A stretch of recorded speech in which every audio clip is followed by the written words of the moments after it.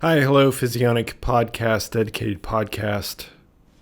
I guess I'll do my intro. If you're not familiar with who I am, my name is Nicholas Verhoeven. I am a PhD student in molecular medicine, and I have my master's in exercise physiology. Today, I'd like to briefly discuss, kind of a more lighthearted study that looked at wine consumption. Ladies, gentlemen that consume wine, there may be good news on upcoming. How wine consumption seems to lead to a betterment in a variety of different health markers. So more specifically focused on the microbiome. So there's a greater diversity in the gut microbiome with increased red wine consumption. I think it was specific to red wine. So that was compared to non-drinkers versus drinkers, and they had a stratification from there. So this is correlative data. So does that necessarily mean that this is causative? No. But honestly, there have been other studies that have looked at this, specifically red wine, and how it does seem to have some positive impact in a variety of different areas. Another area that they looked at here was obesity. So individuals who consumed red wine tended to have lower obesity levels. They also tended to have lower LDL cholesterol, or otherwise quote unquote bad particles of cholesterol. And in terms of why that might be the case, well, the researchers speculated that it was due to the polyphenols that are found in wine, specifically red wine.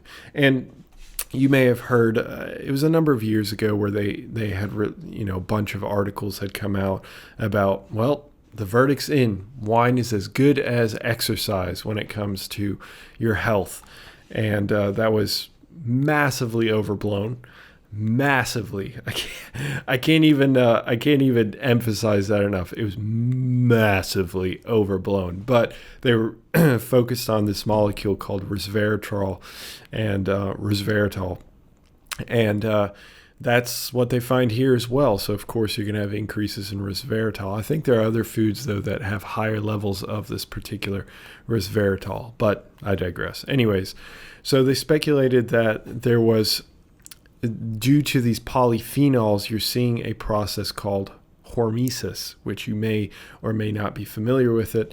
Hormesis is the idea that if your body or your cells, more specifically, undergo a small amount of stress for a short period of time, that leads to a level of adaptation. And to be quite frank, the best example of that is, well, I don't want to pigeonhole the conversation, but exercise, right? I mean, if you run, let's say, 1 hour a day, and you could run, let's say, 3 miles, and then, let's say, 6 months down the road, now you can run 5.5 miles.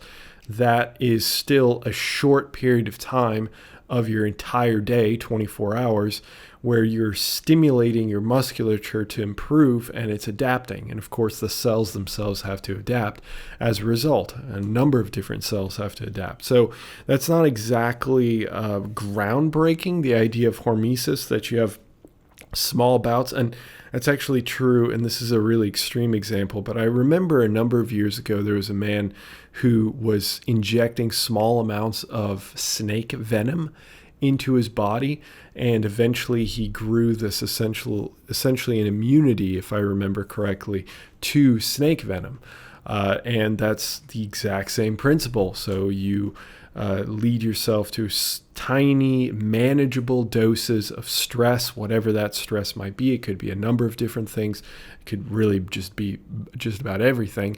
And that leads to a favorable adaptation by the body to then deal with that stress going forward.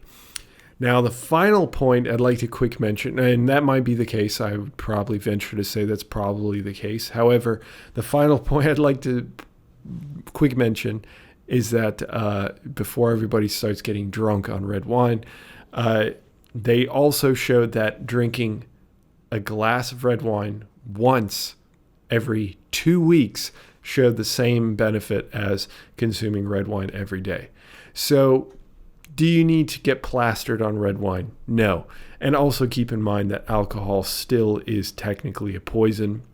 So if you consume large amounts of it, that's not hormesis. That's just drowning your body in a toxin that your body has to deal with. And of course, it has physiological systems to deal with that toxin, but overall, it's still something that is probably far overdone. So you could even drink red wine once every 2 weeks and still see the same benefit on the microbiome as well as your LDL and the relationship with obesity. Now, again, do I really think that necessarily these polyphenols are going to be affecting obesity, going to make you drop a bunch of weight?